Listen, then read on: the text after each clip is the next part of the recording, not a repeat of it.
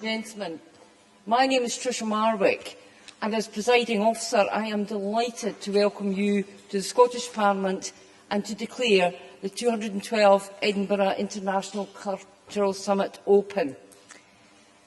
It is appropriate that we meet here in Edinburgh, following so closely the close of the London Olympics. It was here in Edinburgh, after the war in 1947, that the first international festival was held, followed just 1 year later by the 1948 London Olympic Games. The first Edinburgh Festival in those difficult years after the war had a mission to bring together, through the arts, the countries of the world.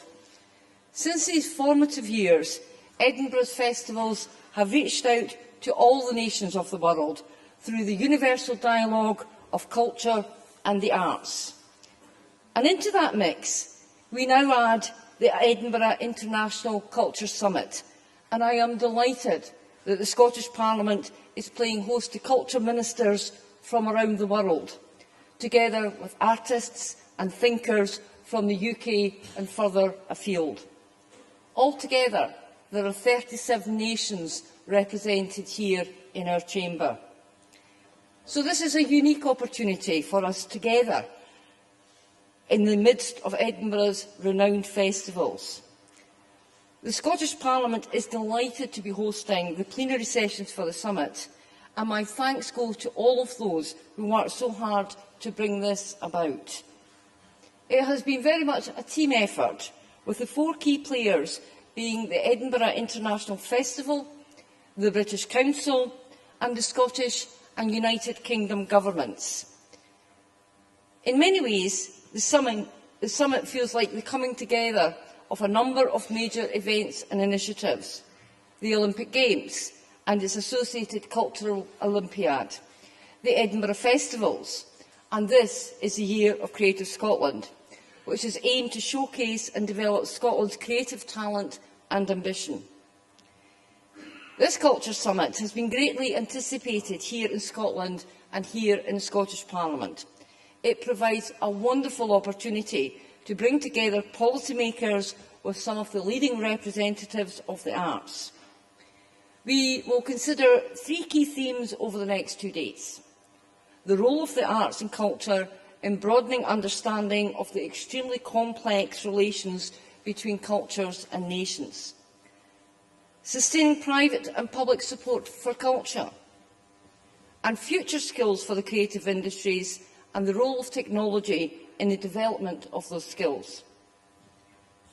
The Scottish Parliament prides itself on being a platform for international debate, and I look forward to hosting your plenary sessions in this wonderful debating chamber. And of course, our Scottish Parliament is a cultural icon in its own right.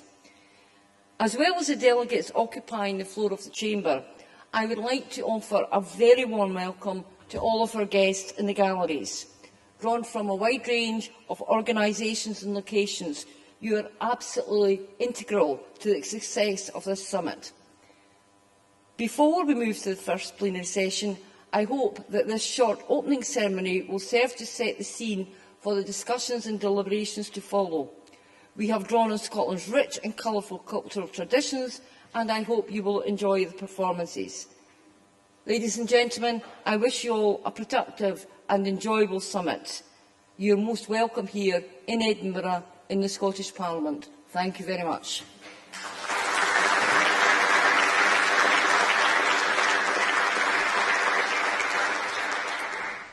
It's my honour today, as National Poet of Scotland at the moment, to share with you Robert Burns' great poem, his great hymn to the humanity of ordinary men and women of mankind.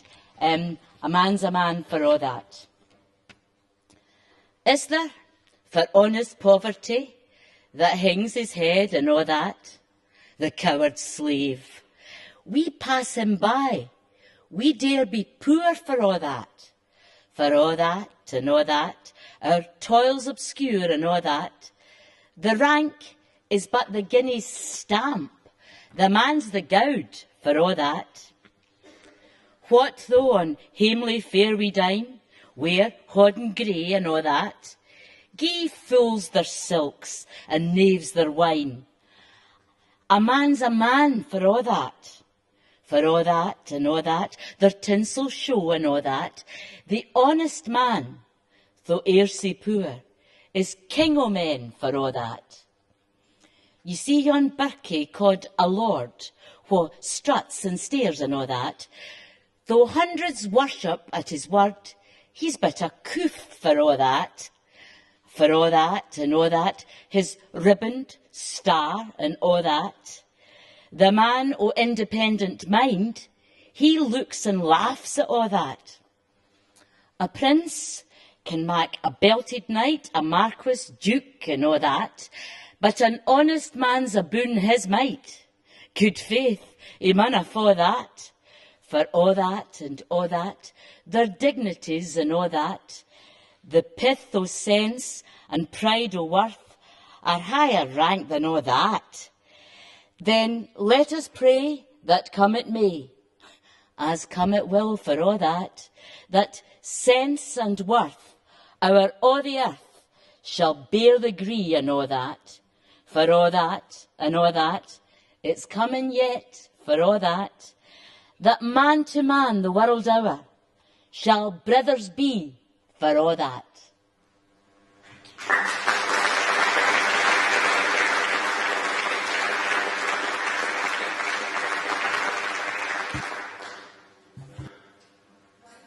Scots Macker Liz Lochhead for that marvellous rendition of Burns's A Man's a Man. I would now like to invite the Cabinet Secretary for Culture and External Affairs, Fiona Hislop MSP, to welcome delegates to the summit on behalf of the Scottish Government.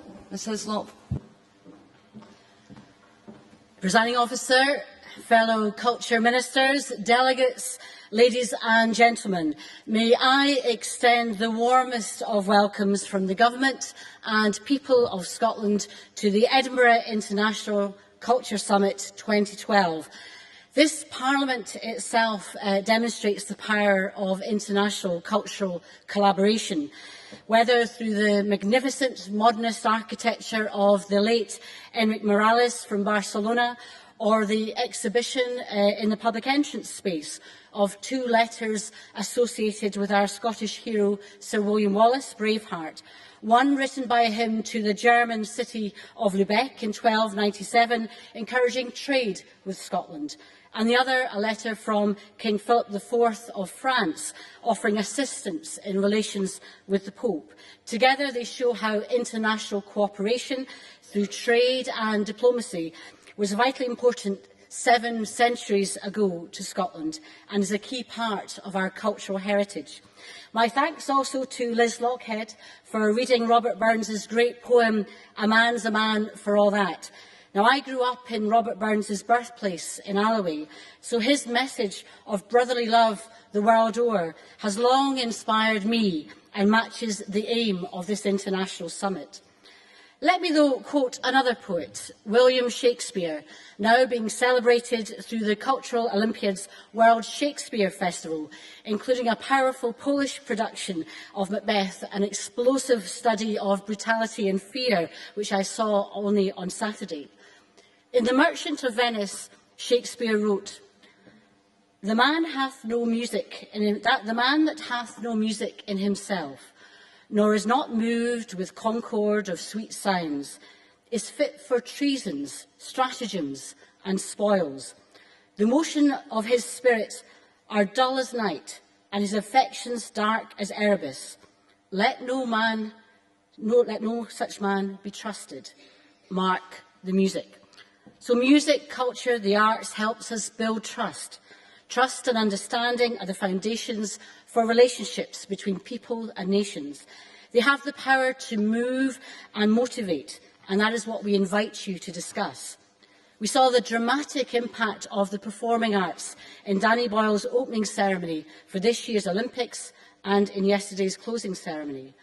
The Olympics, though, are not just a one-off event, however dramatic, but are also an enduring movement, creating international sporting connections. So I hope that this summit can leave a similarly lasting legacy of increased cultural dialogue between nations. The presiding officer reminded us that Edinburgh International Festival started in 1947, and of course the last London Olympics were in 1948, in a time of austerity just as we have now. And the lesson to draw is even in difficult times, there is space for new ventures like this summit, and that the creative arts and industries are key to economic and indeed social recovery, rather than a distraction from it. And this is one of the reasons in Scotland we are protecting our culture budgets. But for many countries, the times are promising rather than difficult. The Beijing Olympics of 2008 and the forthcoming Winter Olympics in Sochi in 2014, the Summer Olympics in Rio in 2016, and the Commonwealth Games in Delhi in 2010 show how the world's most populous nations are achieving an economic and social position that matches their already enormous cultural contributions, not just hundreds, but thousands of years old. Here in Scotland, we look forward to the Commonwealth Games in Glasgow in 2014, and these Olympics have provided a great platform for that. So as I refrained from quoting Scotland's national poet, Robert Burns, earlier, let me do so now. His well-known lines, "O would some power the gift to gie us, to see ourselves as others see us, it would from many a blunder free us." So I see this occasion as one where we can see ourselves as others see us and can learn from each other. Your experience, your vision, our dialogue, our debate, in sharing our common issues and challenges from our unique perspectives is a valuable opportunity. Some of you will have experience of culture at times of conflict and resolution. We need to learn what that means for artists and governments. So where better to do that than in Edinburgh, the city of festivals, the festival city? The status comes from sharing culture across communities and countries.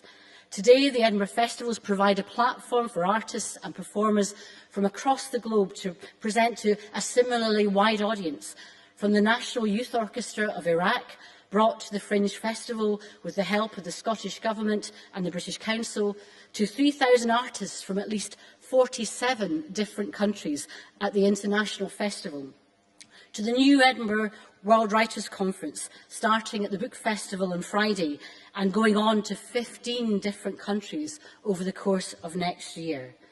All this shows how culture and the arts translate ideas into a common language that transcends societal differences and builds long-term relationships and trust between nations.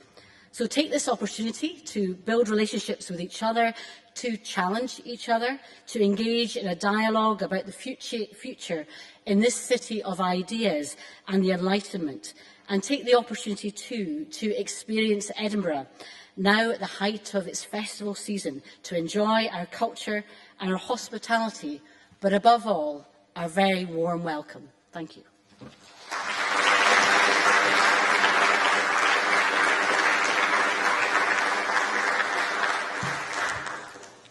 Thank you, Cabinet Secretary. To welcome delegates on behalf of the Government of the United Kingdom, we have the Minister for Culture, Communications and the Creative Industries, Ed Vaizey, MP.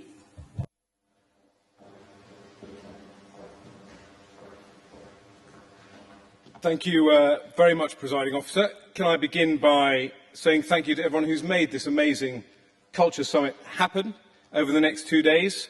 Jonathan Mills from the Edinburgh International Festival, who I think had a vision based on his experience of the Sydney Olympics, of using the Olympics as a great jumping-off point for the main event, which is obviously this Culture Summit, for the British Council, which has also supported it, and to the Scottish Government, which has worked with us to make this summit happen.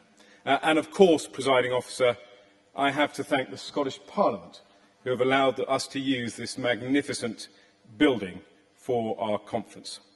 And of course, it couldn't be a better venue with its stunning architecture and its incredible creativity looking there at the mace specially made for this Parliament. And Edinburgh couldn't be a better venue for an international cultural summit. As Fiona Hislop, the Scottish Minister, made reference in her own speech, the Edinburgh International Festival is the oldest international arts festival in the world. It's the biggest international arts festival in the world. It welcomes every year more than 47 countries performing 3,000 different performances. It is, in effect, a cultural Olympics every year. But of course, we've just seen the end of the London Olympics, and we in Britain are feeling very proud of what we achieved and what we delivered. But what particularly sang out to me during the Olympics was, of course, the extraordinary opening ceremony visioned by Danny Boyle. And I think that showcased British creativity around the world, but also, I think, for all of us involved in culture and cultural policy, it allowed us to tell the world about the importance of creativity, about how one amazing creative event defined the tone and the success of everything that followed. And of course, one other reason we're very proud of the Olympics that we've just held in London and the Paralympics that will start in 2 weeks' time is they've also been accompanied by a hugely successful Cultural Olympiad, Festival 2012, organised by Tony Hall and Ruth Mackenzie, who are with us for this conference. A Cultural Olympiad that was spread over 4 years, but has reached its peak with a 12-week festival to run alongside the Olympics and Paralympics, with again more than 1,000 events and more than 10 million people able to participate and see those events, again reminding us of the importance of culture.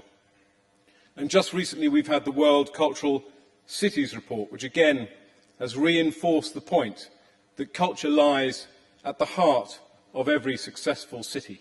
In a globalised world, if you want to succeed, you have to put culture front and centre of what you do. And that's why this cultural summit couldn't come at a better time. I think we in Britain are perhaps too often too shy to talk about our cultural achievements. But we are a country that is home to 3 of the top 5 museums in the world. The British Museum is Britain's #1 tourist attraction. We have fantastic regional galleries, from the Turner in Margate to Hepworth in Wakefield. We have 28 World Heritage Sites, including Edinburgh. We have fantastically successful theatre, which contributes more than £2.5 billion a year to our economy. More than half of the top 200 films of the last 10 years featured UK actors in key roles, and 10 of the top 20 global box office successes have been based on the work of British novelists. Anyone who watched our closing ceremony last night need not be reminded of the success of our music industry and our fashion industry, and of course our games industry is also hugely successful. So we have a strong track record in culture. And I'm looking forward to the discussions we have in the next 2 days, because they're themes that are very close to my heart. Measuring the value of culture in tangible terms, in terms of what it contributes to the economy, but also in intangible terms about the quality of life. We can measure, for example, the value of the Olympics to the London and UK economy, but the intangible value, the feel-good factor that it's brought to our country, is almost limitless. We're also going to talk about technology, which I think is a massive opportunity for culture. It's a massive opportunity for countries to share their culture, and it's a massive opportunity for cultural institutions to show their work. And we're going to talk about cultural diplomacy, the really crucial and important role that culture plays in helping bring countries together and in helping us understand one another. So I am thrilled to be here. I'm thrilled, I have to say, Presiding Officer, to have an opportunity I never thought I would have to stand in the chamber of the Scottish Parliament and address an audience.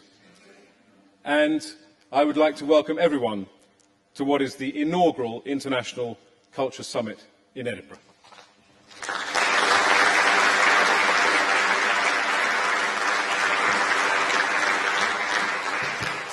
Thank you, Minister, and you're very welcome to come back any time. I would like to introduce the National Girls' Choir of the National Youth Choir of Scotland.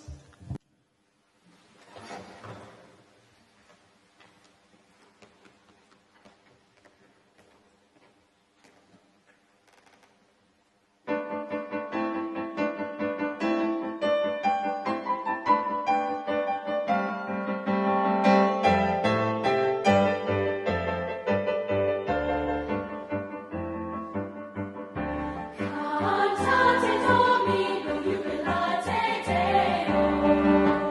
Cantate Domino, exultate Deo. Laudamus te, adoramus te, glorificamus te. Cantate Domino, alleluia, alleluia.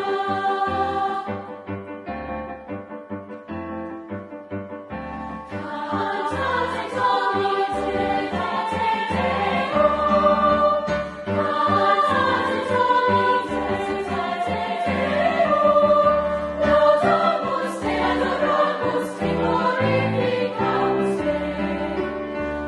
Cantate Domino, alleluia, alleluia. Sing to the Lord a new song. Sing to the Lord, bless His holy name, bless His holy name. Declare His glory among the nations. His love and truth endures forever.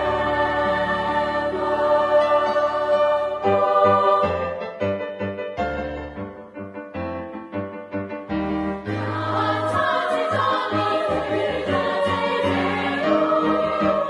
Cantate Domino, exultate Deo. Laudamus te, adoramus te, glorificamus te. Cantate Domino,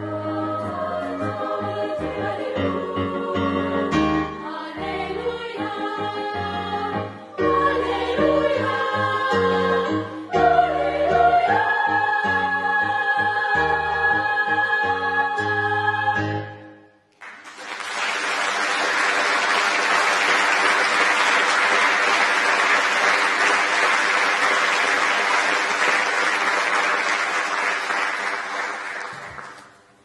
Thank you to the National Girls' Choir. That performance was simply stunning.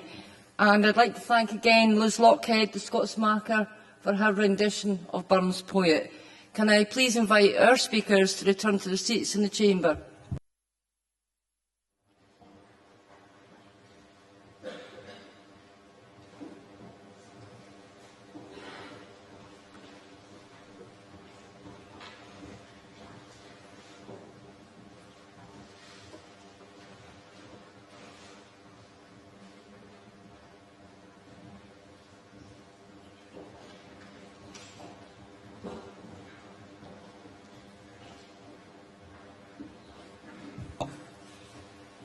It is now with great pleasure that I introduce the first of 3 short films that we will see over the next 2 days.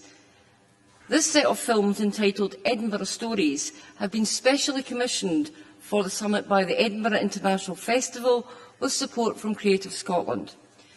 They have been produced by the Scottish Documentary Institute and directed by 3 award-winning directors, each working in a different genre: documentary, animation and drama, to showcase the richness of visual talent and storytelling coming out of Scotland.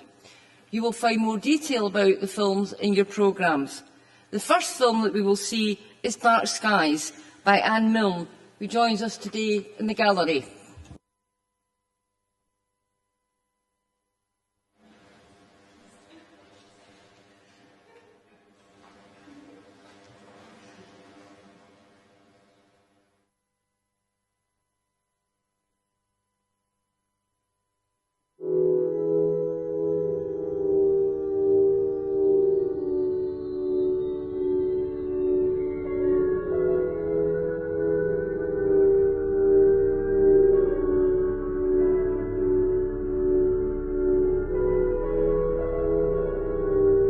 reason why we look at the stars is we're curious.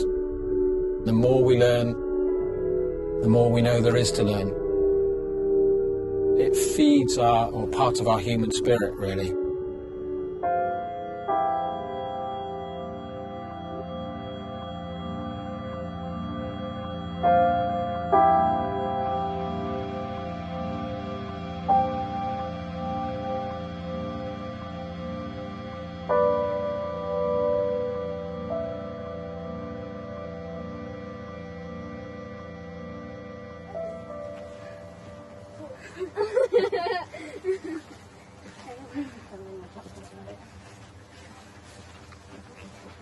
This is wet.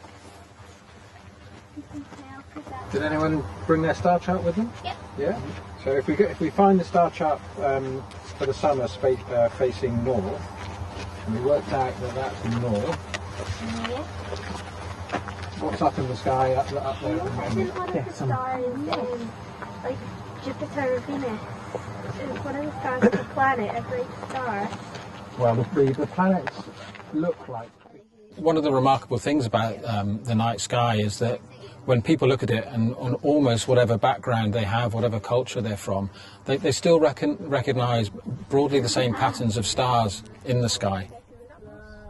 We're almost hardwired to see those same stars, and we give them different names, we give them different constellations, and we associate different stories or explanations with them.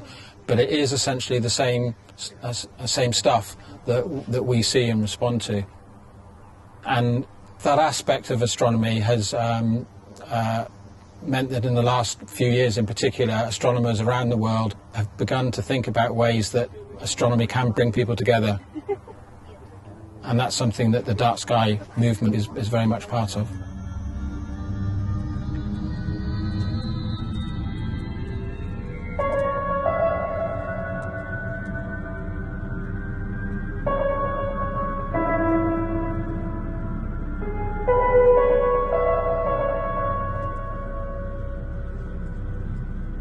Dark skies have been part of our cultural and natural heritage for generations. In fact, it's only the last few generations of the human race that we haven't been able to see dark skies. Since the electrification of cities and the urbanisation of populations, it's only in the past 50 years or so that we've been deprived of something that as a species we've had at our doorstep, outside every night, for generations, for thousands of years.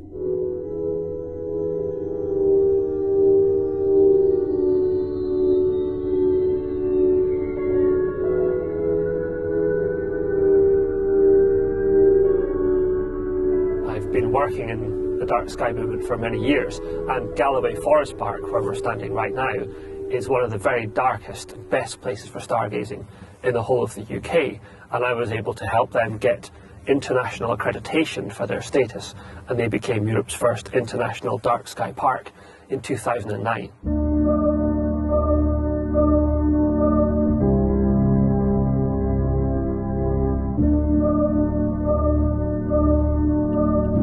Because of that status, we now have the amazing facility of the Scottish Dark Skies Observatory being built on this very spot at the north end of Galloway Forest Park. And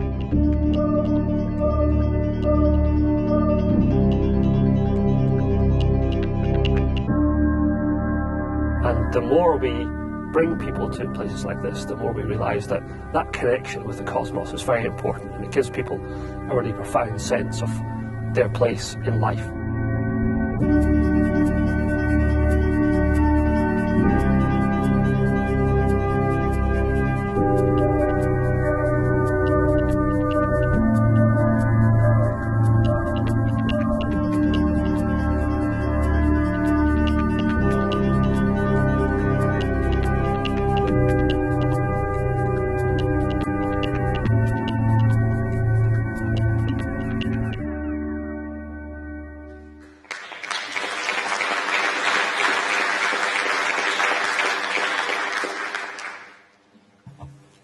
We now move to our first plenary, Cultural Dialogue, in which we will look at the role of arts and culture in deepening and broadening our understanding of complex relationships between cultures and nations.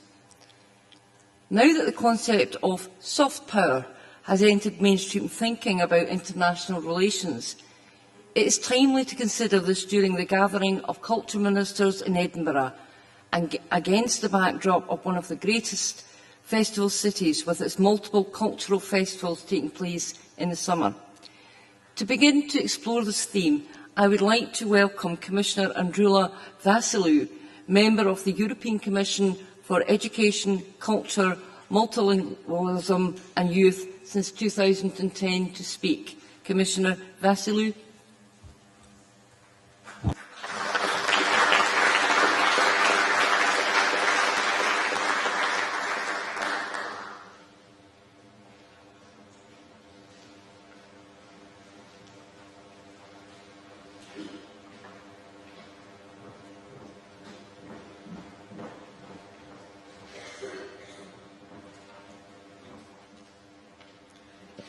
Excellencies, Ministers, Madam Presiding Officer, ladies and gentlemen. It is indeed a pleasure and an honour to be here with you to open this International Summit on Culture in Edinburgh. I would like to thank the British Government, the Scottish Government, the British Council and the Edinburgh International Festival for organising this event.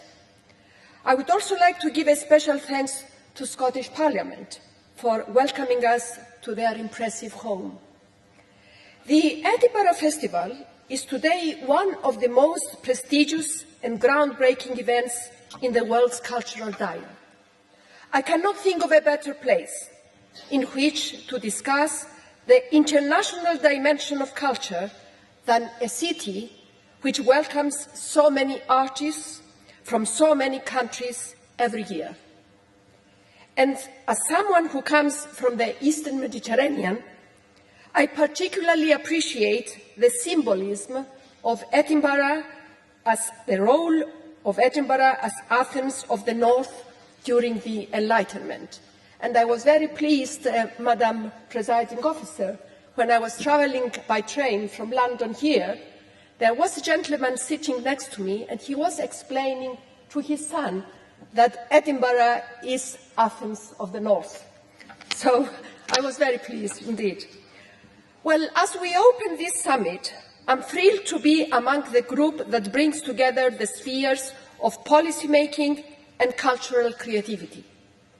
We do inhabit very different worlds, each with its own language and set of rules. But I think we learn a great deal simply by listening to one another. Therefore, I encourage everyone at this summit to reflect on the mesmerizing mosaic that is human culture and to share ideas on how this priceless global heritage can help our peoples to live together in peace. Navigating the world of cultural diplomacy is part of my day-to-day work. As the European Commissioner for Culture, my first concern is to protect the unique patchwork of national, regional and local cultures inside the European Union. Language serves as a useful measure to our diversity. Today, the EU's 27 member states contain 23 official languages, more than 60 regional and minority languages, and more than 120 migrant languages. The Tower of Babel is still standing tall and proud, even in 2012. The challenge of Europe is the challenge of globalization. How do we sustain diversity, where economic and technological forces often bring homogenization? How do we encourage the smaller players when bigger markets invite consolidation? How do we create space for the voice of culture when that of business talks so loud? The European Union has grappled with these questions from day one. Increasingly, my work takes me outside the European Union to the question of Europe's place in the world. And here too, I am interested not so much in the promotion of one specific culture or collection of cultures, as in the progress of a certain idea of what culture means. I do not believe that Europe's soft power in the 21st century is about projecting a cultural vision of what Europe represents. Nor should it be reduced to a question of helping its artists and promoters to find new audiences.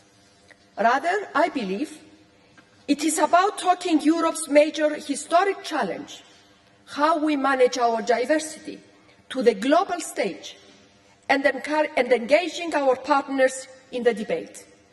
Europe's openness both among its own nations and communities and towards the rest of the world should, I believe, help to shape the EU's approach to cultural diplomacy. But, ladies and gentlemen, before I say more about cultural diplomacy, I would like to set out why governments intervene in culture in the first place. In the European Union, the cultural and creative sectors account for millions of jobs, if I'm not mistaken, 8 million jobs, and some 4.5% of our gross domestic product. These are fast-growing, innovative industries, and some of their leaders are among us today. In the midst of such talent and invention, one might reasonably ask how governments can usefully contribute to all this. What indeed is the role of government when it comes to culture and the arts? And what, more specifically, is the role of the European Union, a project which, in the eyes of some, has become too preoccupied with economics and finance? In truth, this is not a new debate. Europe's first philosophers regularly explored the place of art in society, recognizing its power over people's imagination. Plato was suspicious of the effect that poetry could have on the soul of the young Athenians. If the purpose of education was to deliver the mind from its metaphorical cave and elevate it to the clear skies of pure, rational thought, then poetry represented a harmful distraction and belonged to the inferior realm of illusion. In Plato's ideal state, politia, the role of government was therefore to control very carefully the types of drama and poetry to which young people should be exposed. Europe has come a long way since then, and today we are proud of the autonomy and freedom that the arts enjoy in our societies. In some ways, this is a measure of the health and vitality of our community. But the journey has not been an easy one, and in the darkest moments of our most recent history, the European dictators of the 20th century put art and culture at the service of a totalitarian machine. The contradictions of government and art are evident. One speaks the language of power and order, while the other concerns itself with truth and beauty. While government yearns for stability, art often seeks to provoke and challenge. Ironically, art is perhaps the more democratic of the two. Even in Europe's sophisticated liberal democracies of today, critics accuse governments of feeding culture to the machine of growth and jobs and ignoring its intrinsic value, art for its own sake. So, in the light of all these dangers, ancient and new, would it not be better if governments stayed away altogether? After all, what can the bureaucrat offer the poet? What policy can help the painter? What regulation will inspire the composer? And yet, I believe the case for public intervention is as strong today as it has ever been. For the arts do not exist in isolation, separate from the rest of society. This is particularly true if we take a step back to see the entire process of creation, which usually culminates in some form of interaction with an audience by means of performance, exhibition, or publication. Whether we like it or not, our societies decided long ago to organize the arts and cultures. And the way in which we recognize them says something about our values. We certainly cannot legislate for inspiration and beauty, but we do develop opinions about how the results of the artistic process should be distributed and rewarded, or how our education systems should nurture creativity. This means we need to make choices, and this is in turn brings us to politics.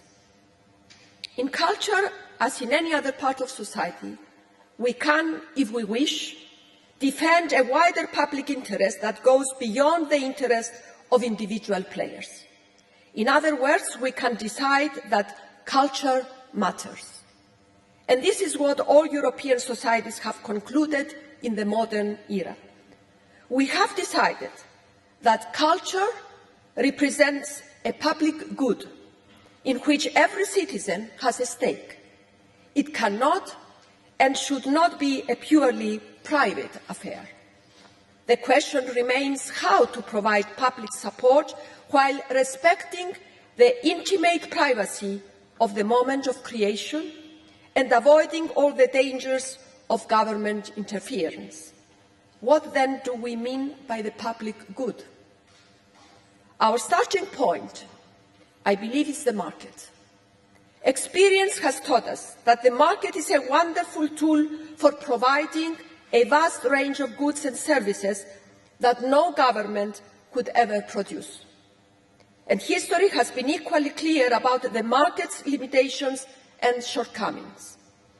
All of this is as true for culture as it is for any other part of life.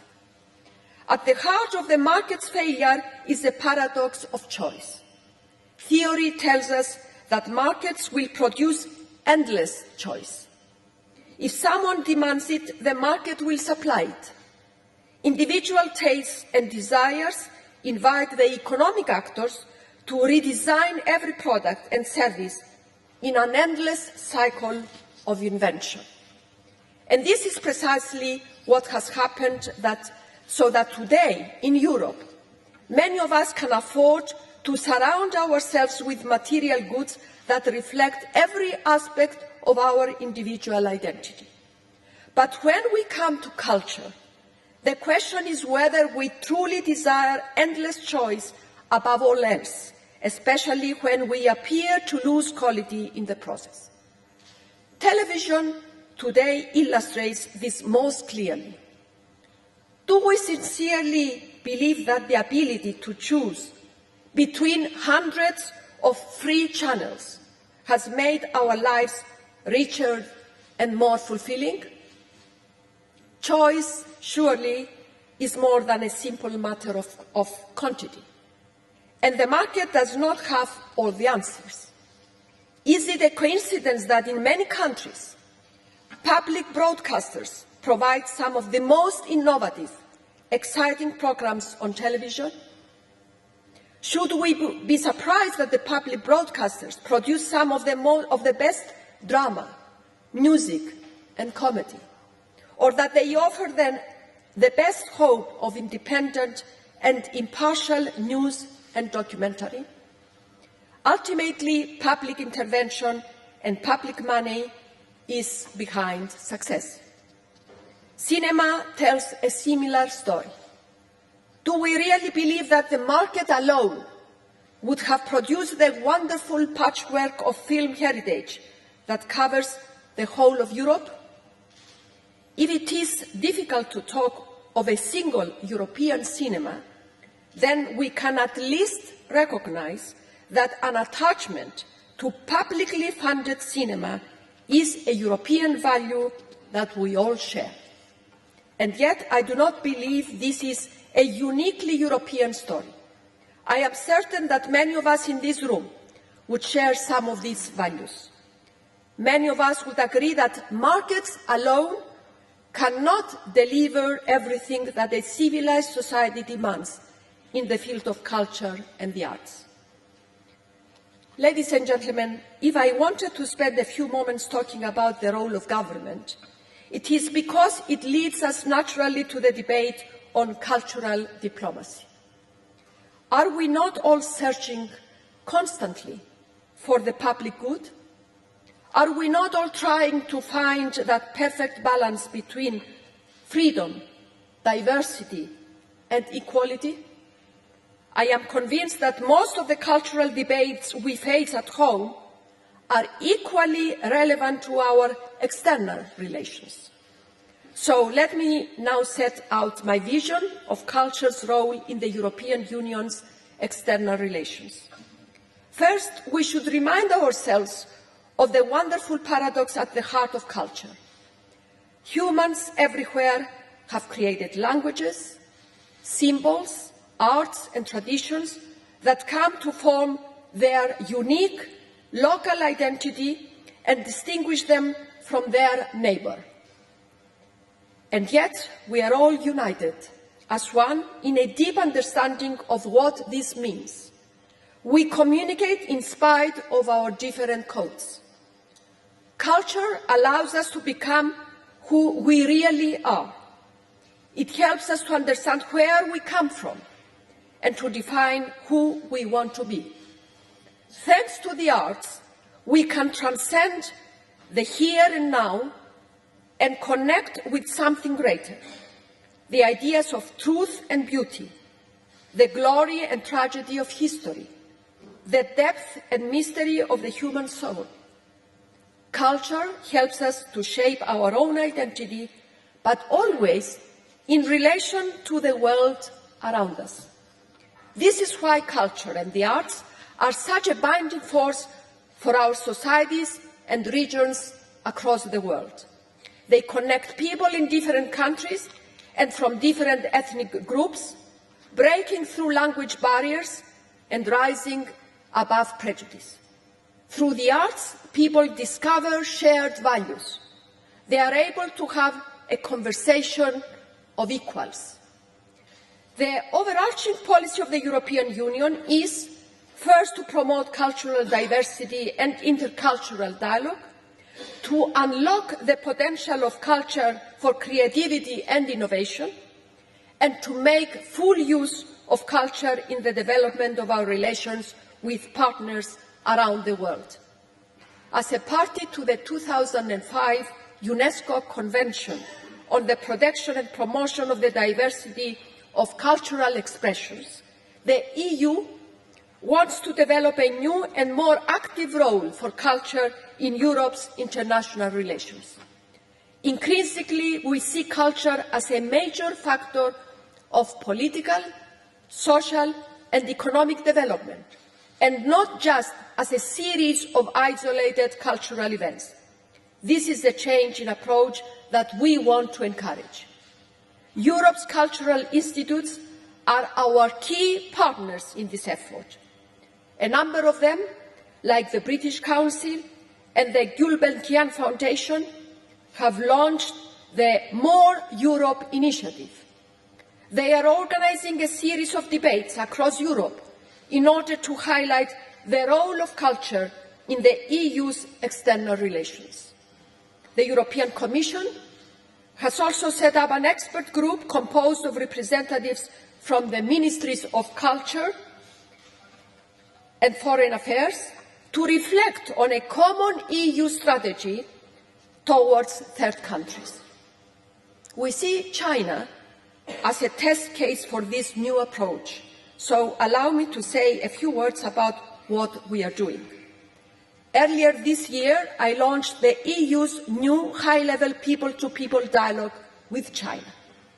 Our shared objective is clear: to deepen the mutual understanding between our peoples by promoting closer contacts across wide areas of social and cultural life. This can only happen if we educate our young people to respect and appreciate diversity. Therefore, education, culture and youth are the three priorities of our new dialogue. Significantly, this new initiative takes its place on an equal footing with the existing EU-China dialogues on strategy and trade. I see this as a clear recognition of culture's new and privileged place in the EU's relations with the rest of the world. At the heart of our new dialogue with China is an understanding of our growing interdependence. Both sides are keenly aware that their common interests are constantly growing. We stand at opposite ends of the Euro-Asian continent, with very different histories behind us, and we both value our cultural diversity very highly. Yet we face common challenges: economic, environmental, even demographic, and our cooperation is essential if we are to overcome these difficulties. And the key to successful cooperation is, of course, mutual understanding. This is why people-to-people contacts are taking up a new role in our external relations. Rather than attempting to project a set of European cultural images onto the world stage, we are trying instead to bring the various cultural actors together so that they can exchange. It is the artists and cultural entrepreneurs who occupy centre stage, and not the accumulated heritage of a single tradition. I believe these principles are valid for all of Europe's relations across the globe. Let me now turn west. In the last couple of years, the European Union has significantly enhanced its cultural cooperation with Brazil. Our common endeavour is rooted in the principles of the UNESCO Convention. One of our priorities is to develop the cultural and creative sectors. In June this year, a conference on the creative economy in Rio de Janeiro allowed both sides to share their experiences in this sector and identify opportunities for further dialogue and cooperation. Cultural heritage occupies a central place in our policy dialogue with Brazil. Both of us are fortunate to have a rich, diverse and vibrant natural and cultural heritage. By sharing strategies, expertise and policies, our dialogue will help to preserve these important resources. Whether we are talking about Brazil or China, or indeed any of our external relations, in the end, it will be our citizens, our artists and cultural actors, our students and teachers who forge new and deeper bonds between our peoples. It is they who will build the lasting bridges of trust and understanding that we as policymakers can only facilitate. To support this more ambitious approach, the EU manages a number of funding programmes that promote cultural cooperation and encourage dialogue between peoples and nations. Today's culture programme has already been instrumental in supporting cooperation both within Europe and with partners in other parts of the world.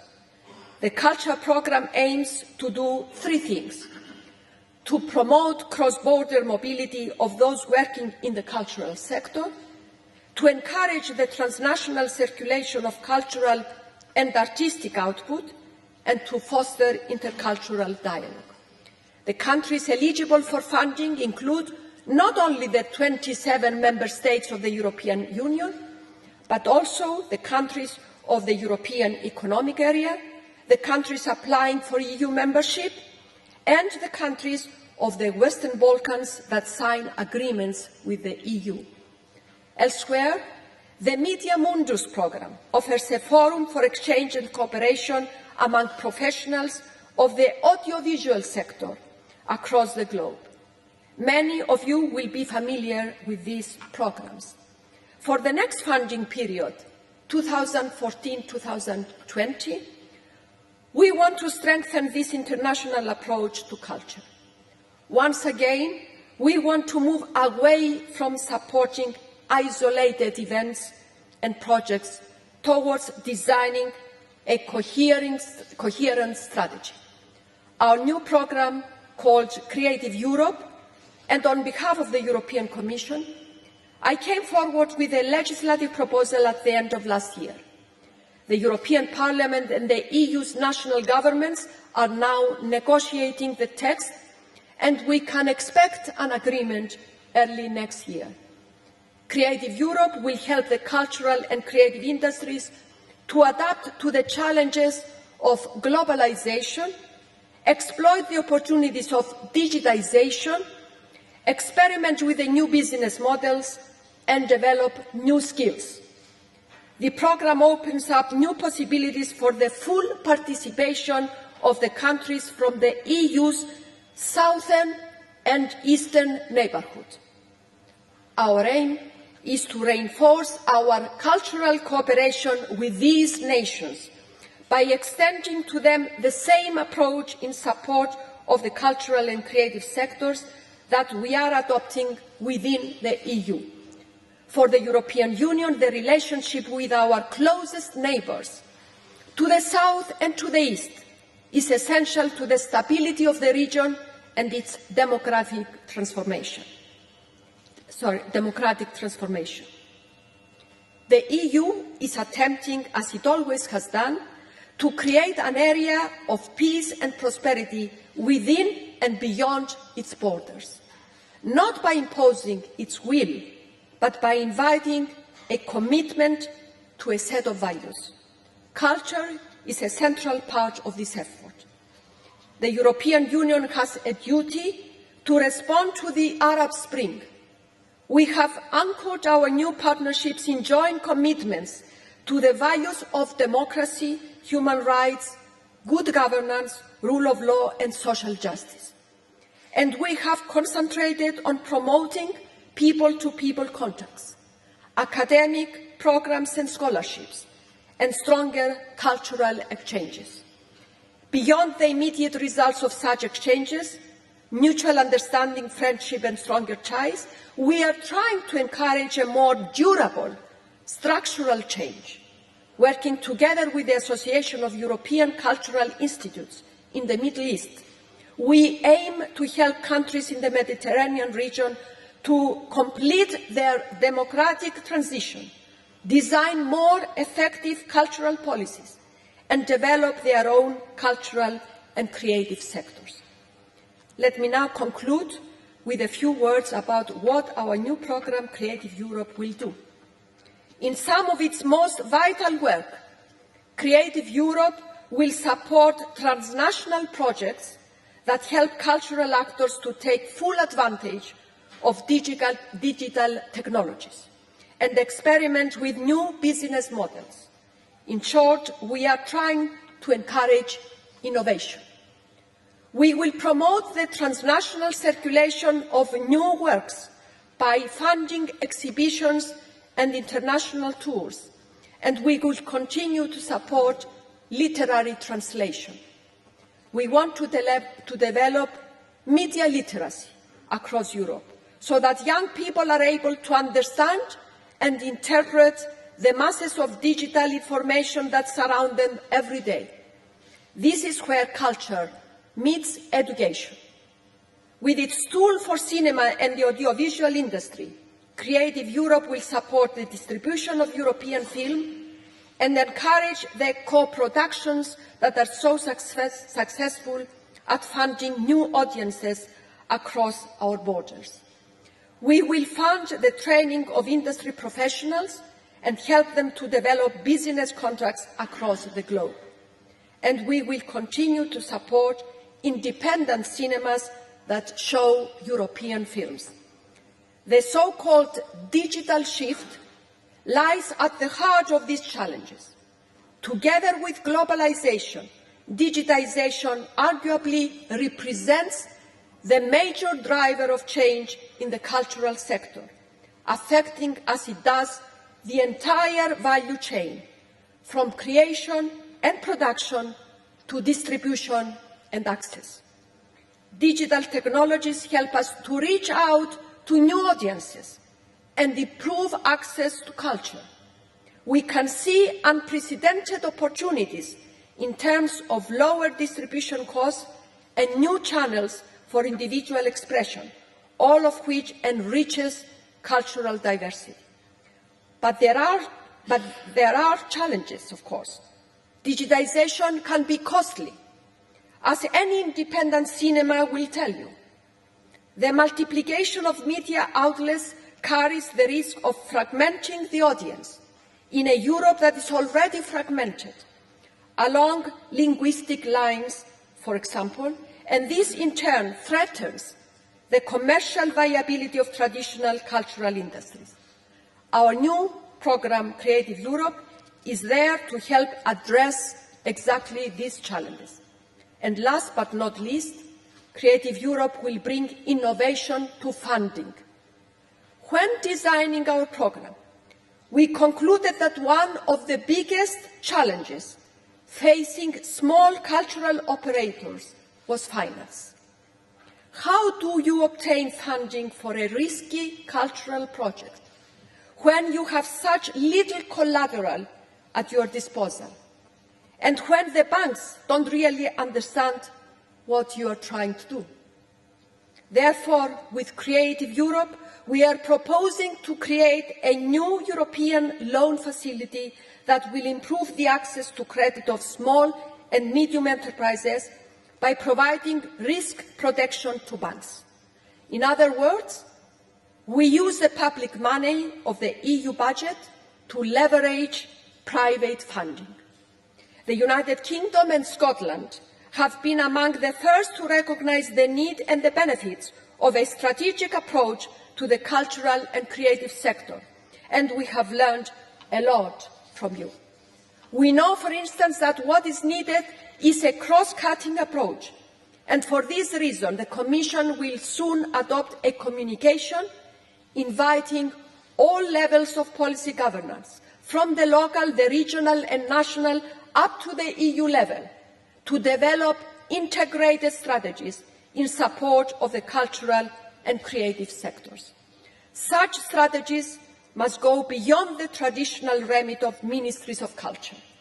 We can no longer work in isolated silos. We must reach out to other government policy areas like economic affairs, education, urban and regional development and territorial planning. Ministers, ladies and gentlemen, working together towards common goals is something that we Europeans have learned to do well over the last half-century, often in the face of adversity, doubt or scepticism. Today's economic and financial worries only strengthen our determination to continue along the path. The European project is founded upon the ambition to find unity in full respect of the diversity of the cultures and identities that compose it. This is a work that will never reach a final destination. It is a constant striving, and that is how it should be.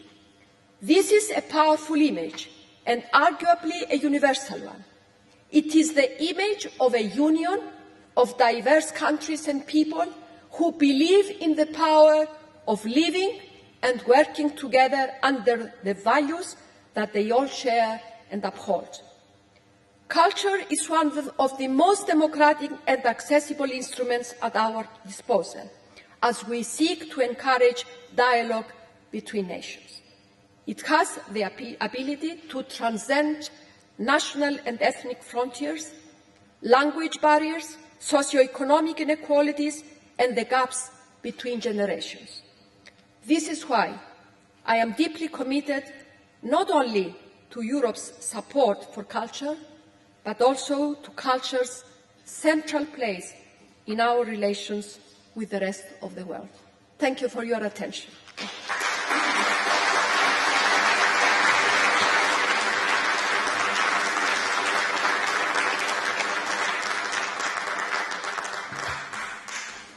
Commissioner Vassiliou, thank you very much for that very interesting and thought-provoking speech. I would now like to introduce our second speaker, Haris Pashovic, the artistic leader of the East-West Centre Sarajevo and Professor of Theatre and Film Directing at the Performing Arts Academy, Sarajevo.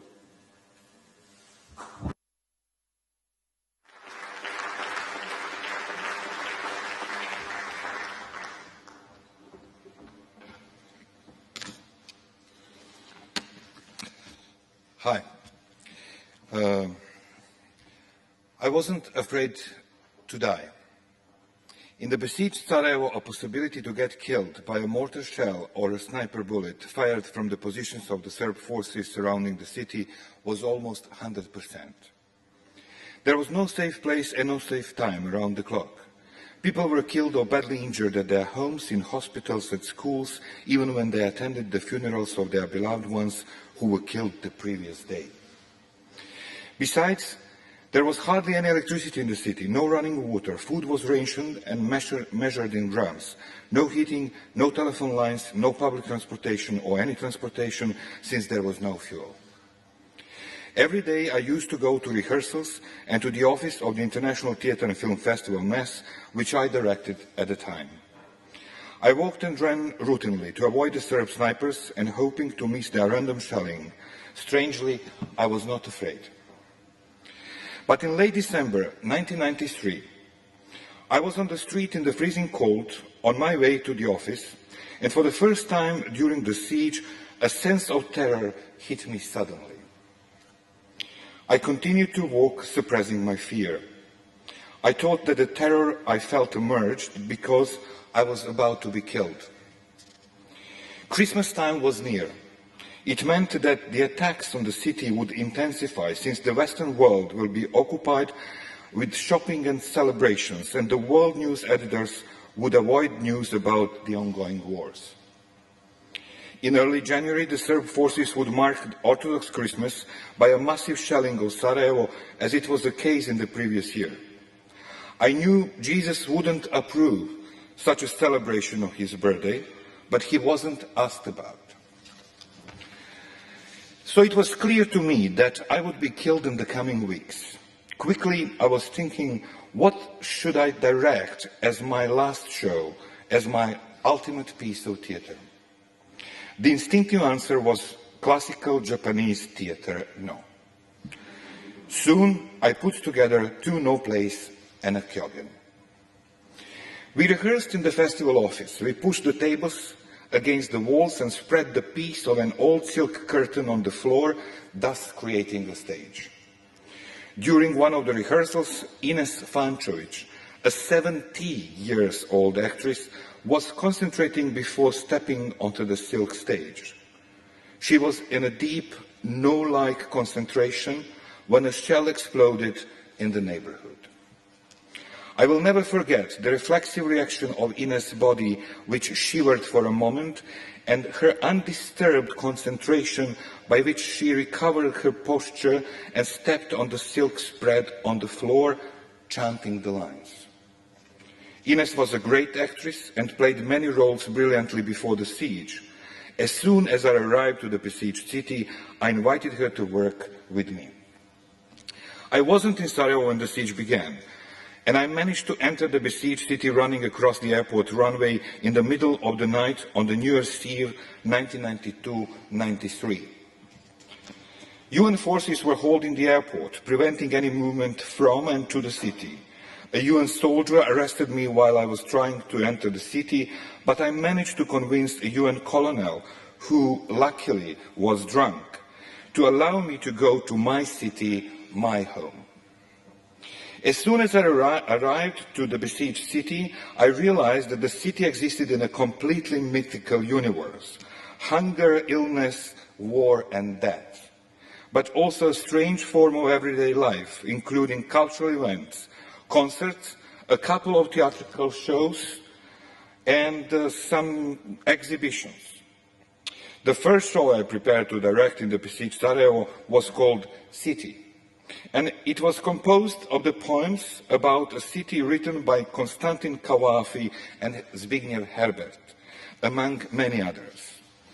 I wanted Ines Fantruich to play in it. I heard that she had locked herself in her flat when the siege began, refusing to go out. Apart from being a great actress, Ines was a real diva too.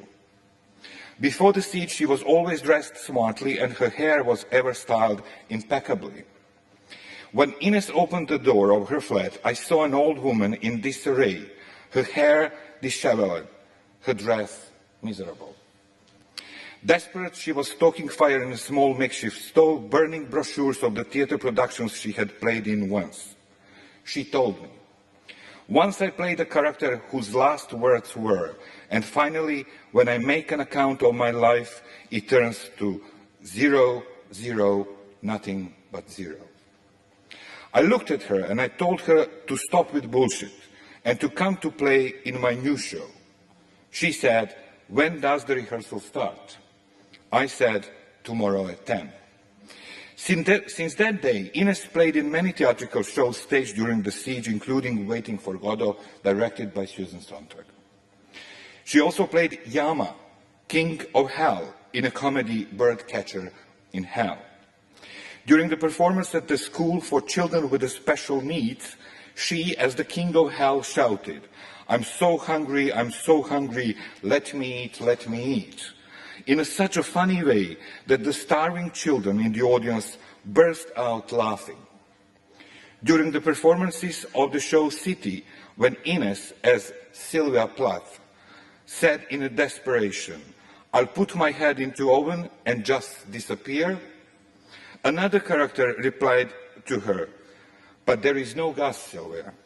And the adult spectators sitting in the freezing cold auditorium laughed their heads off.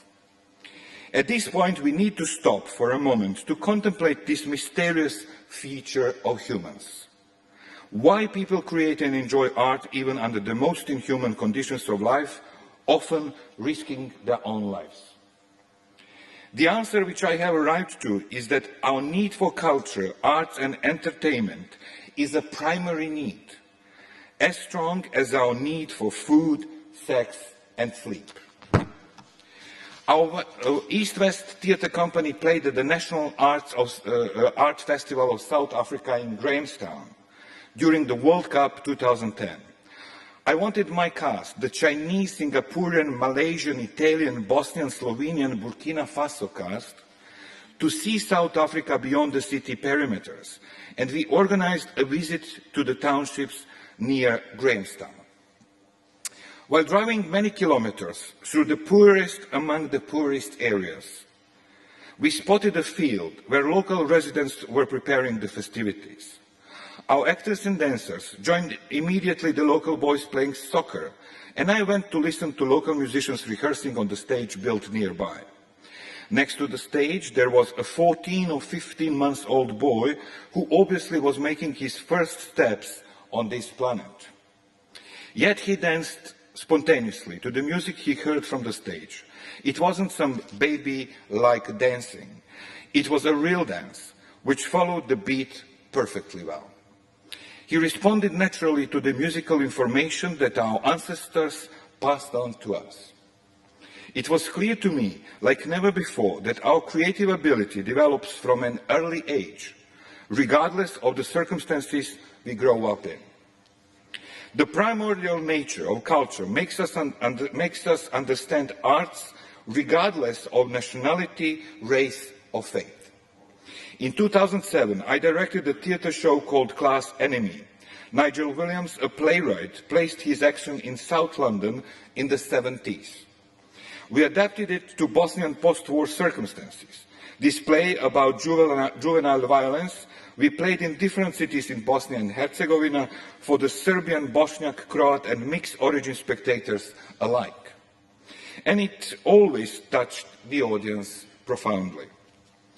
Jonathan Mills, director of Edinburgh International Festival, saw our Class Enemy in a bombed building of the Faculty of Engineering in Sarajevo and invited us to Edinburgh. The festival asked us to play in several other cities in Scotland as well.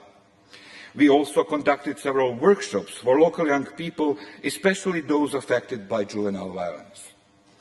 In Stirling, During the workshop, I was profoundly disturbed when a teenager talked about his life and introduced himself with the words, "I'm 14 years old and I'm an alcoholic."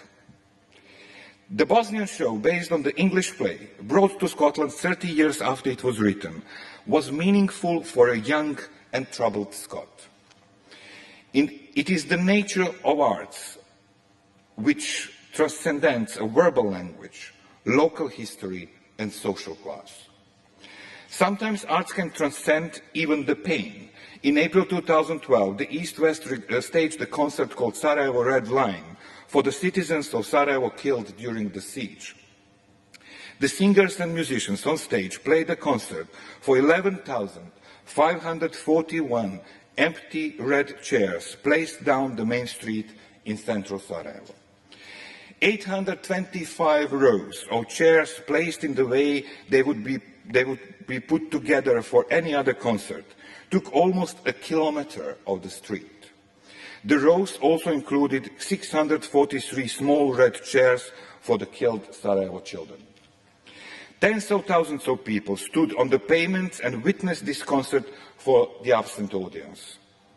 The whole day people were passing by the red chairs, leaving flowers and messages on the seats for their beloved ones. And the most impressive of all was silence, which filled the air all day long, the united silence of the living and those absent from the chairs. For a single day, Sarajevo Red Line transformed the entire city into something that can be called the metaphysical state of a city. Our East-West has recently started working together with the Prime Cut production from Belfast and the Theatre Mladinsko from Ljubljana on the theatrical show called The Conquest of Happiness, based on the famous book by Bertrand Russell. It will be premiered in Derry, Londonderry, in the programme of UK City of Culture 2013. We decided to play the show outdoors at the Bishop Street in the centre of the city. But the street is divided by the wall separating the Catholics living on one side of the street and the Protestants living on the other side in the area called Fountain. I suggested to Emma Jordan, the artistic director of the Northern Irish Prime Cut production, and Graham Farrow, the programmer of City of Culture, to remove the 300 meters long and some 15 meters high wall separating the communities in order to accommodate the show. We know from the very first second that it was a utopian endeavour. Although the Northern Irish peace process has been progressing very well indeed for more than a decade, the Fountain residents have insisted for the wall remains in place. We visited them several times and explained our work and need for the wall to be removed. When the Fountain residents learned about our show, they agreed that the wall could be removed at least for the period of the run of the show. It is a long way to go still, since now the City Council has to approve the massive and expensive operation. But again it shows that art and happiness have made the impossible become possible. This time they have literally moved the walls. Arts and culture are transcendent because they are a pure play. Embraced by the arts, we all become a baby dancer from a South African township. We live in dangerous times. To believe or not to believe in culture, that is the question. Demon in the Kyogen, birdcatcher in hell, quotes Yama, king of hell, who famously said, "Hell is ever at hand." And Demon adds, which is more than can he said of heaven. In the panic-stricken times, confusing times, the unexpected ideas prove to be solutions. The art is such a surprising yet obvious solution, ever at hand.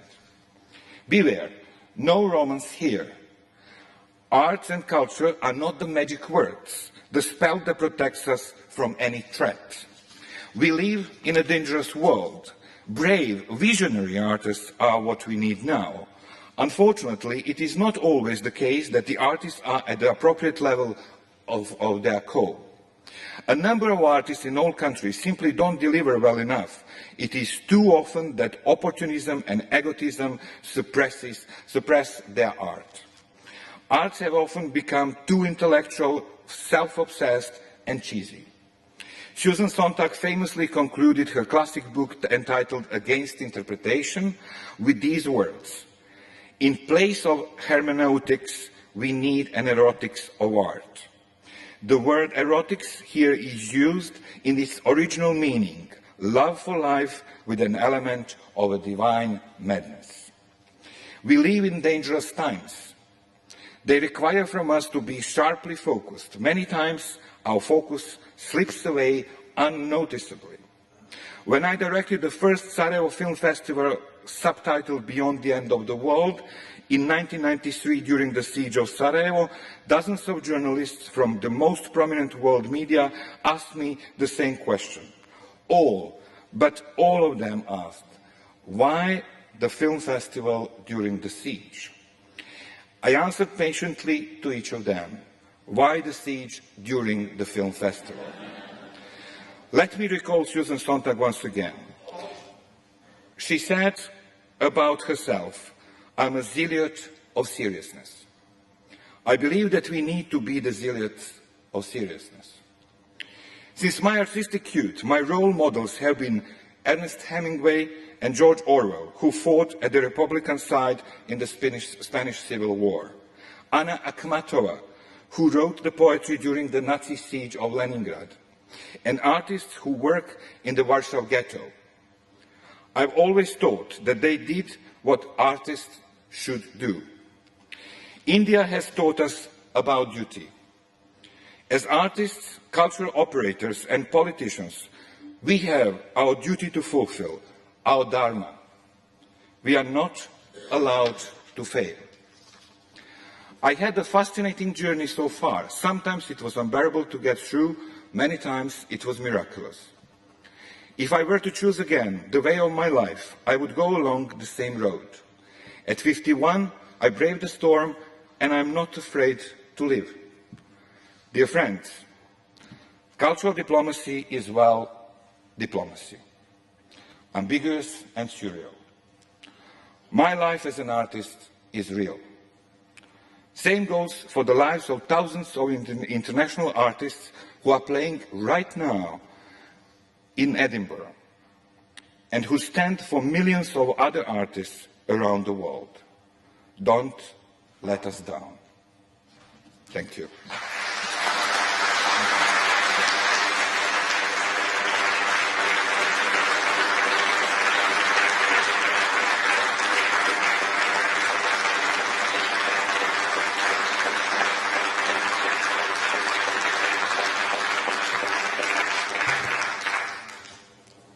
Mr Paskovich, thank you so much for that very powerful contribution. I would like to introduce now our final speaker, one of the leading theatre directors in the Middle East, Amir Nazir Jouzabi. If you please come forward, thank you.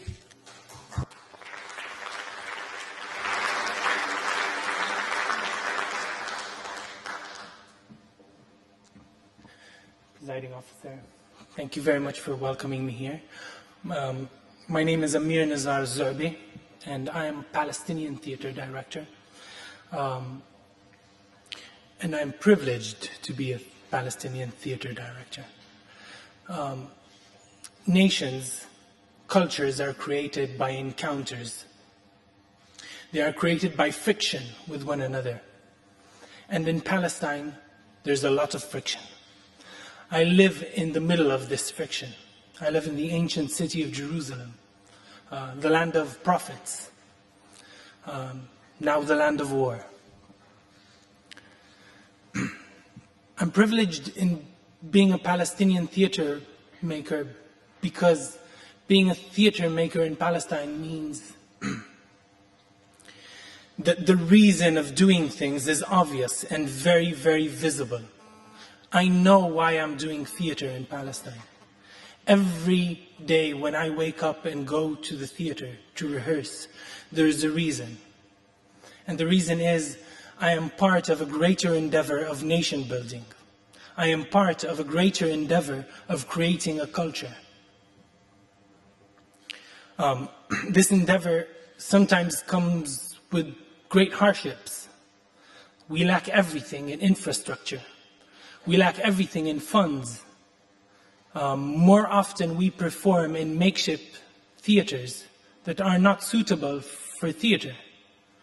But nevertheless, we gain great gifts from performing there because we meet a society in need. And of course, first of all, we fulfill our need. I want to tell you a bit about a period in the West Bank where I started directing. I was working on Blood Wedding by Lorca when all of a sudden a war started, the Second Intifada. There was conflict all around us in the street, very similar to what Harris has lived through. In this time of conflict, the theatre was closed. Naturally, people do not want to take risks. And at that moment, we understood, the artists and me, that if we keep the theatre closed, there is no reason to reopen it when times get better. So we opened the theatre, and to our great surprise, the response of the people was amazing. We were swamped every evening. These were our best-selling shows. We had people gathering on the stairs because people wanted comfort. They wanted solace of being a community. Living as a theatre practitioner in Palestine has its challenges. Sometimes we have to carry our own sets across walls. Harris, you're welcome to do a show with us if you can knock down a bit of the wall. Sometimes we need to do very long detours in order to get to an adjacent village. But what we do have is a very, very strong sense of what art is about. And for us, art is about the need to say something about our environment, about our world, about who we are. Sometimes this something comes with very big exclamation marks. Sometimes it comes with question marks. I would like to tell you a small story, if I'm permitted to be personal for a minute, about one day walking through the checkpoint between Jerusalem and Ramallah. This checkpoint is called Kalandia, and it's quite notorious. It was November, and it was raining, and everything was covered with mud. I was late to the rehearsals. Being the director, that's not a pleasant feeling, knowing that a whole cast is waiting for you. And as I was standing in the checkpoint, a clash happened. And I was caught in the middle. The clash didn't last very long, but at the end of it, a couple of minutes later, I was put to the ground, face down in the mud, with a soldier pinning me down at gunpoint. I was very frightened. I'm no big hero.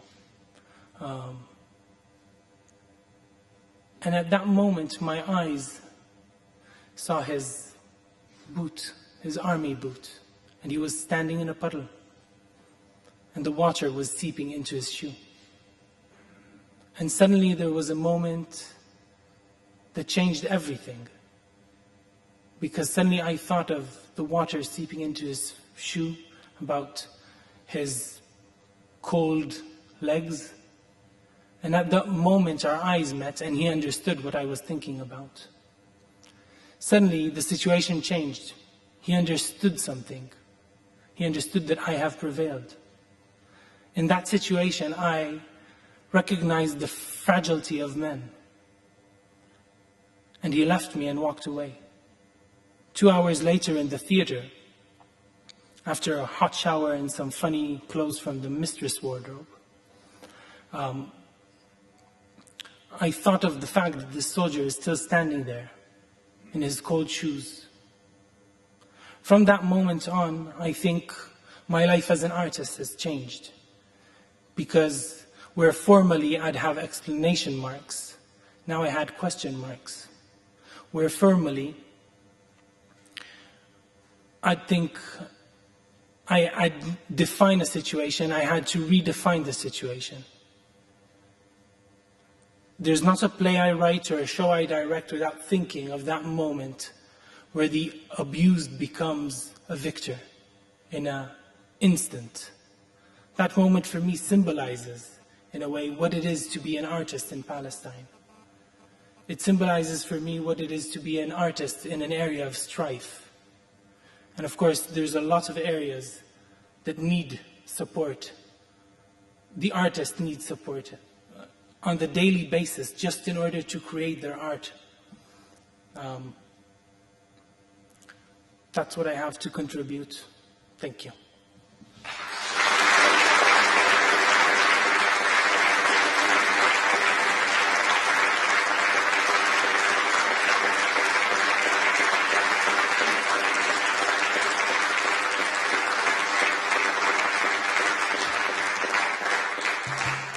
Mr Jassaby, many thanks indeed for your very valuable contribution.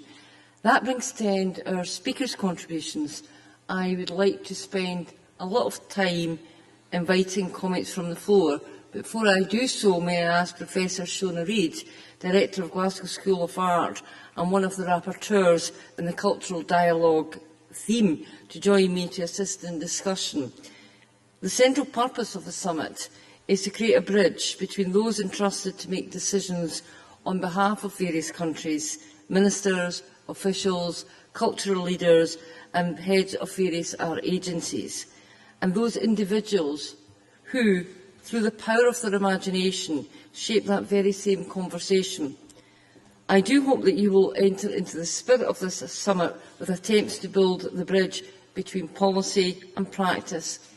If you would like to speak, please press the button on your console or raise your hand if you're seated in the programme contributor seats. If selected to speak, please stand and address your comments to the Chamber. And to allow as many participants as possible at this time, it would be really helpful if delegates could keep their comments as brief as possible. If you would like to press your request to speak button now, that would be helpful. Yes, please. No, from your seat. Yeah. Thank you. Honourable Presiding Officer, Honourable Ministers, distinguished delegates and distinguished speakers. It's indeed a great pleasure and privilege for me to be amongst you in this historic city of Edinburgh, where at this point of time, probably the biggest feast of connectivity, creativity is being held. What could be a better place for the cultural ministers and cultural personalities to meet for discussing policy issues relating to culture? A society's beliefs, behaviour, objects, foods and habits and characteristics are reflected in its culture. Through culture, people and groups define themselves, conform to society's shared values and contribute to society. Thus, culture includes many social aspects: language, custom, religion, norms, values, institutions.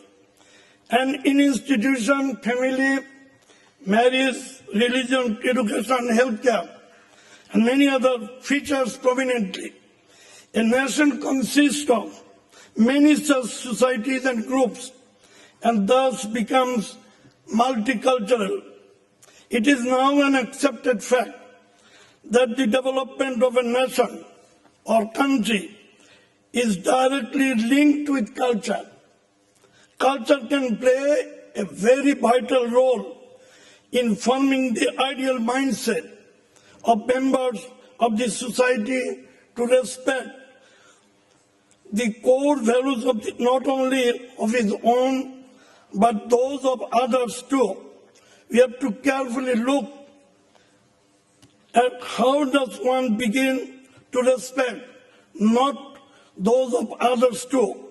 We have to carefully look at the mindset, not only just that cultural differences.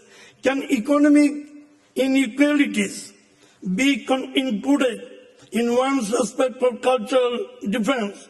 Answer to such questions are difficult to find, and I am sure the cultural policy makers must consider the sociological views of these complex issues.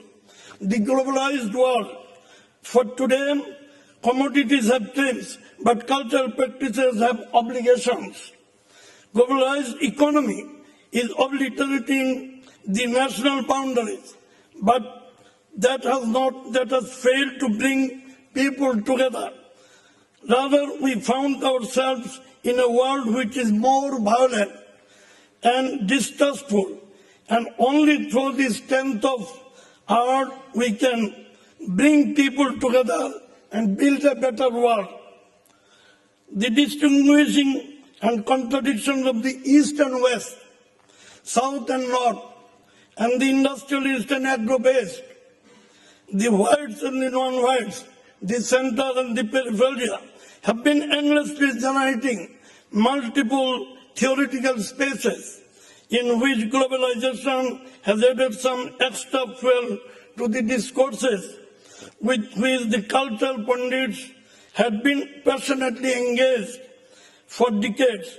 Globalization has an apparent tendency to strengthen the connectivity of the countries of the world under an umbrella which can theoretically provide shade and protection to others.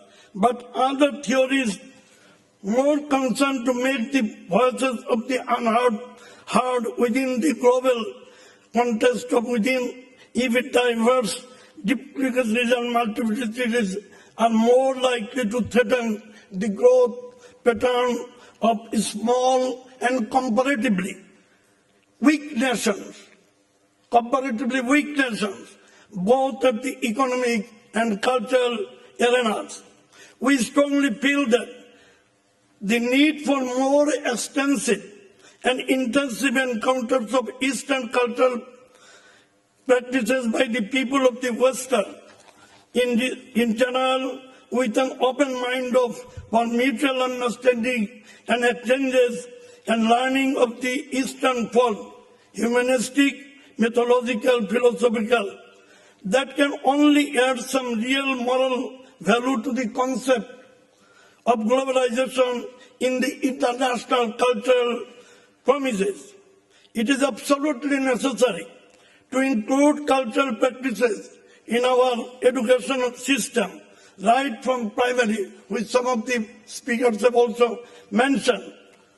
The government of the People's Republic of Bangladesh, under the dynamic leadership of Prime Minister Sheikh Hasina, has recently adopted a new education policy which includes art education in the primary and secondary levels.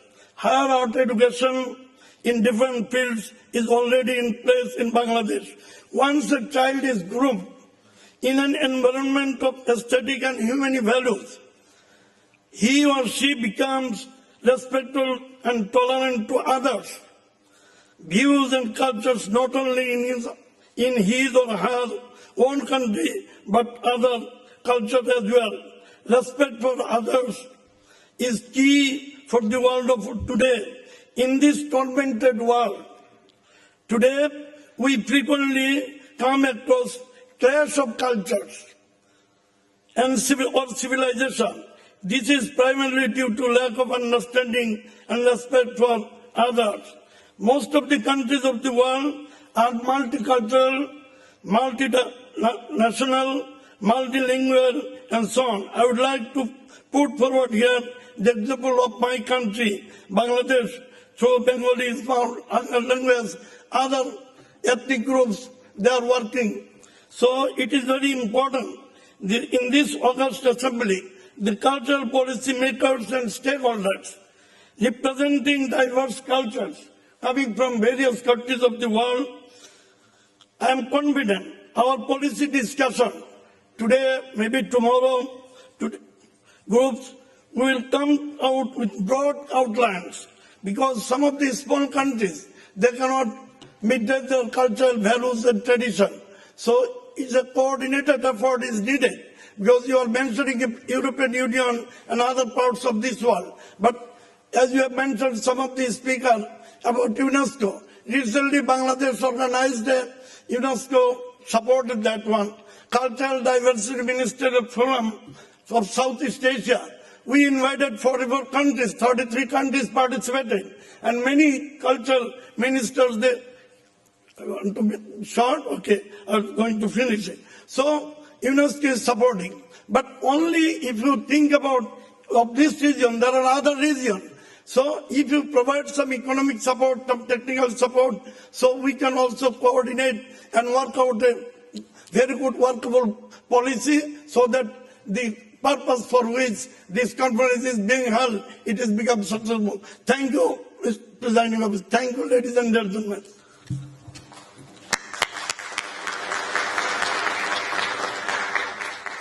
Thank you very much. I'm very, very conscious of the time. I know that we've got to go into other sessions, so I'm going to try and call another few people who have already indicated they would like to speak. Can I call Mr. Bogdan Straweski, Minister of Culture and National Heritage, Poland? Thank you. Pani Przewodnicząca, Pani Komisarz, Szanowni Goście.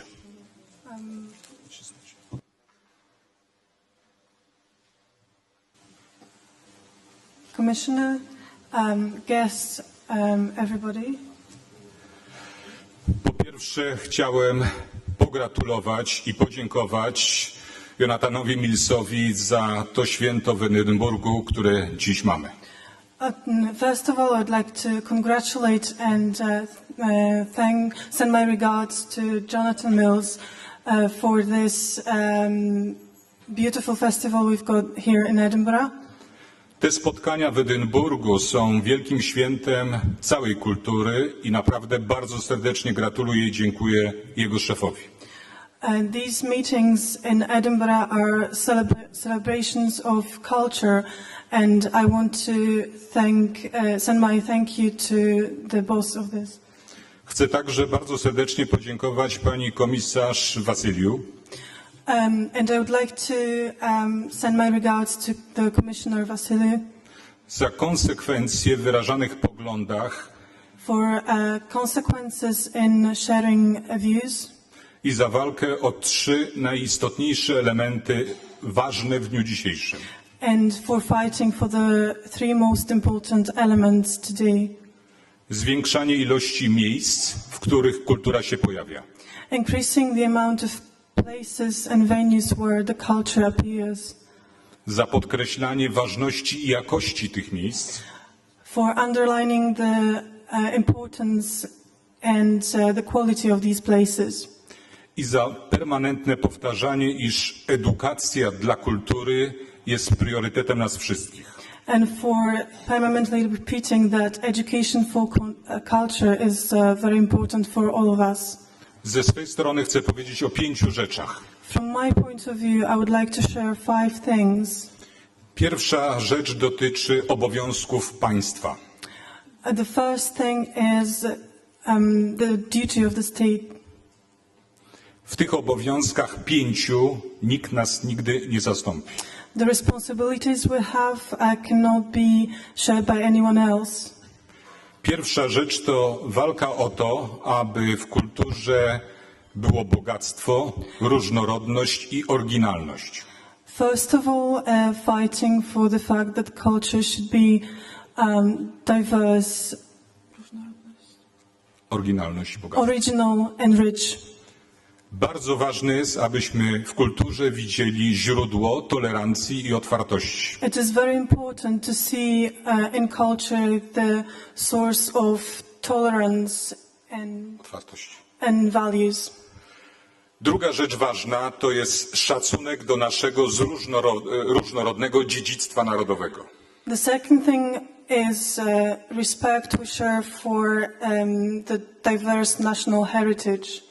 Musimy szanować tą różnorodność i starać się ją zrozumieć. We need to respect this diversity and try to respect it. Trzeci element to dbałość o to, aby zwłaszcza najmłodsi, dzieci, były przygotowywane do odbioru różnorodnej kultury.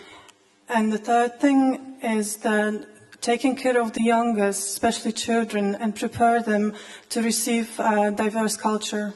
Oczywiście ważne jest, abyśmy starali się także promować naszą kulturę. It is also important to promote our culture. Ale nie możemy promować tej kultury wbrew tym, do których tą kulturę zawozimy. But we cannot promote our culture against the people we are bringing this culture to. Ważne jest wzajemne szanowanie swojej wrażliwości, tradycji, historii i języka. It's very important to respect our sensitivity, language. Chcę bardzo podziękować za to spotkanie i za tą debatę. I want to thank you very much for this meeting and this debate. I wydaje mi się, że ważne jest, abyśmy zwrócili uwagę, jakie problemy dziś są najistotniejsze, najważniejsze. And it's really important to focus on the most important and the main problems today. Na pierwszą rzecz, którą chcę zwrócić uwagę, są technologie. The first thing is technology. Internet. Internet.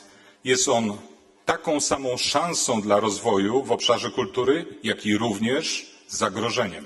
It is the same a big chance for development and spreading the culture as well as a threat.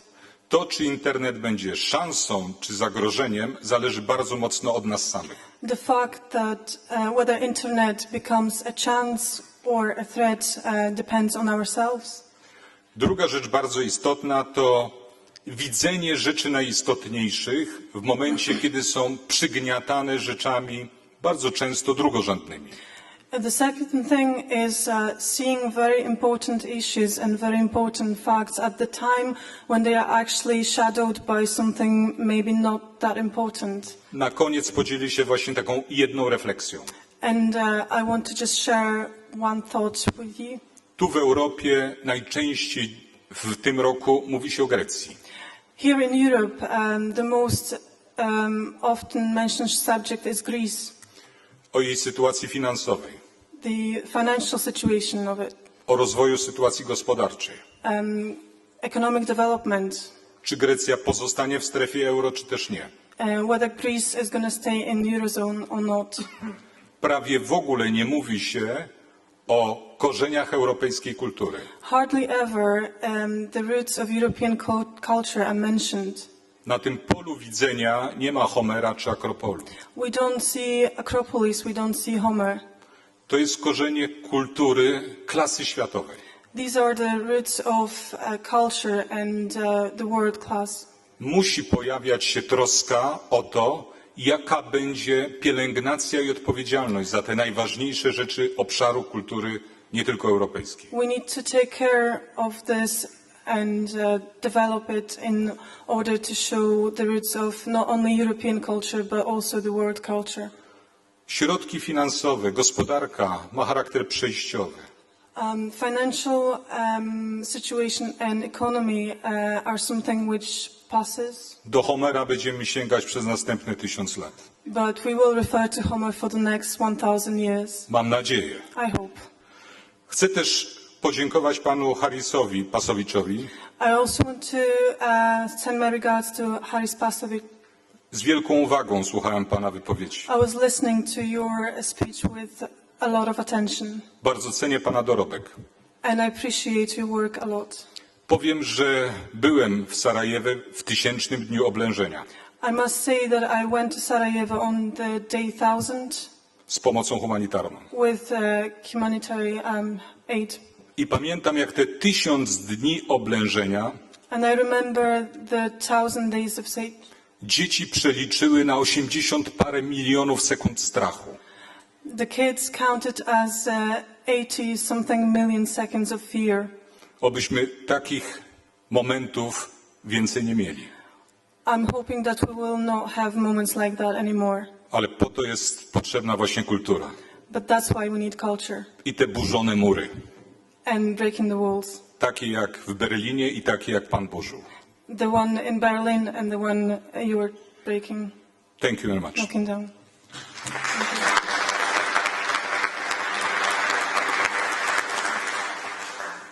I'm afraid we've only got time at this session for 2 more speakers, so can I call James Deenahan, the Minister for the Minister for Arts, Heritage and Gaeltacht from Ireland? Thank you, Presiding Officer,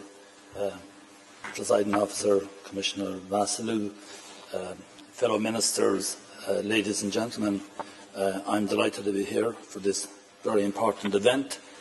It is appropriate that we would have this event to coincide with, I suppose, the greatest show on earth, the Olympics, and also the largest festival in the world as well, Edinburgh.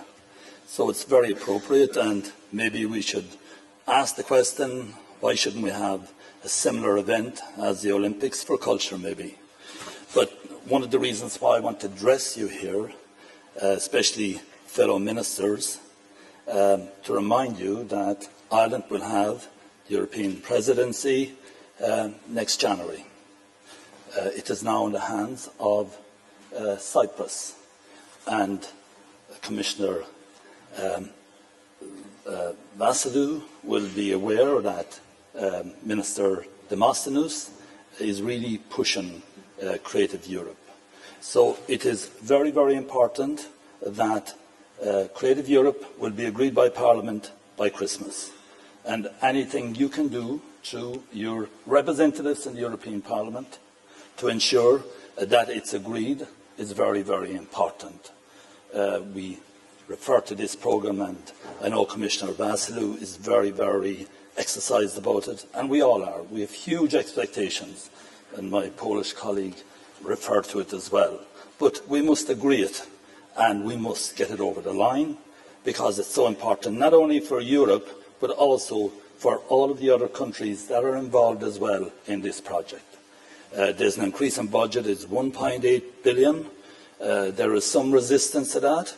I would say to those countries, the few that are resistant to that level of budget, to think again, because if they just heard already from the contributions of the people here about the value of culture, then a budget of 1.8 billion really in the overall budgetary arrangements is quite small, not insignificant, but quite small, but we get so much value from that.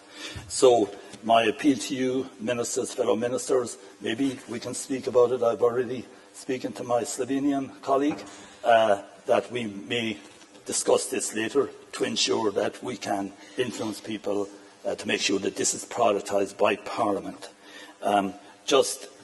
In conclusion, could I say as well that I would like to recognise the work here of both the British Minister for Culture and Communications and the Creative Industries, Ed Vassy, and also Fiona Hislop, the Cabinet Secretary for Culture and External Affairs, here with the Scottish Government, for their role in organising this very, very important cultural summit at such an appropriate time. So thank you very much for your attention. Thank you.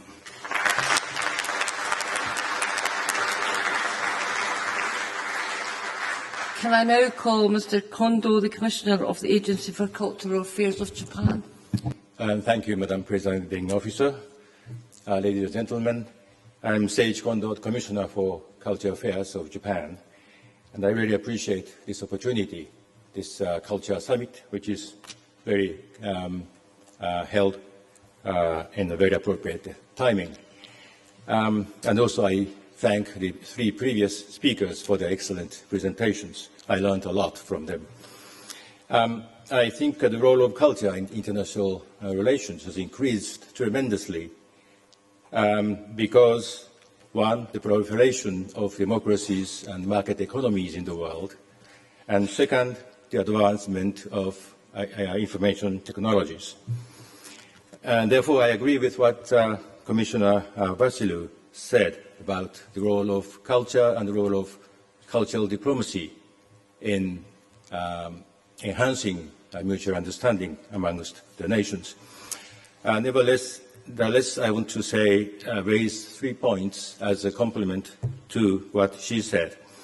First, promotion of its own culture is very important in the international scene, is very important, but we have to make sure that this dialogue should be always in the two-way process.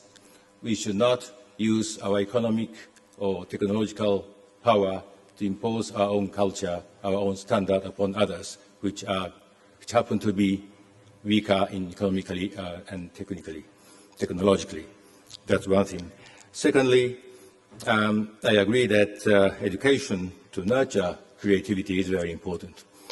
But education should also be focused on enlightening people to be more open to foreign cultures. The education should not encourage people to be proud of their own culture, but also to be open to totally different cultures.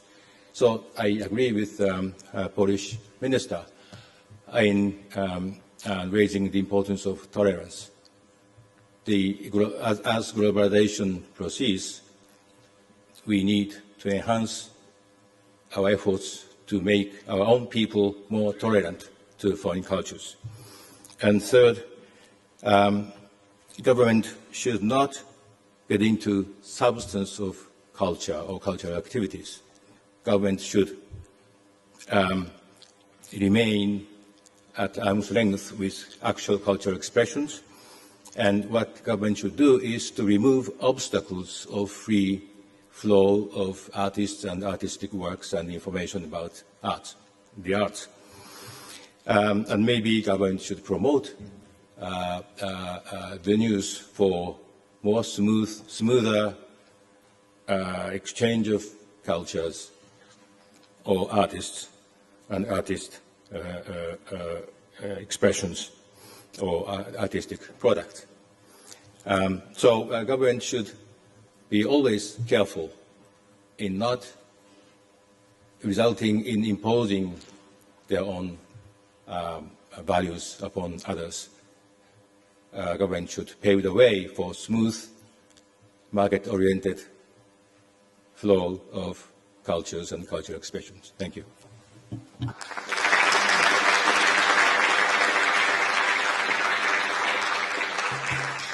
I know other delegates wanted to make a contribution, but I'm mindful that we're almost half an hour over the time that we should have been, and we do need to close this session. Can I thank all of the speakers and thank you for all your comments and your contributions. We are now going to move into the policy discussion groups. Delegates, could I ask you to remain in your seats while your delegate aides come back into the chamber, and a member of the events team will make announcements for the policy discussions. Thank you very much for your attention, and I look forward to seeing as many of you as possible at dinner tonight and early again tomorrow morning. Thank you very much.